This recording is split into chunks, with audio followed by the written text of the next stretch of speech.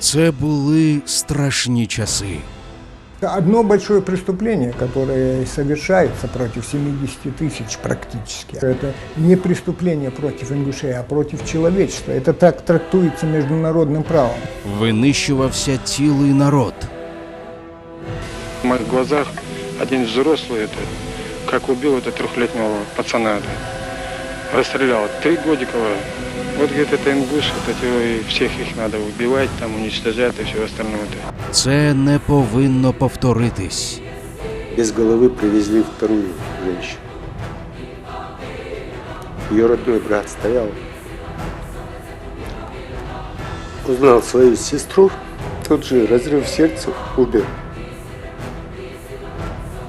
Нам пришлось это все видеть.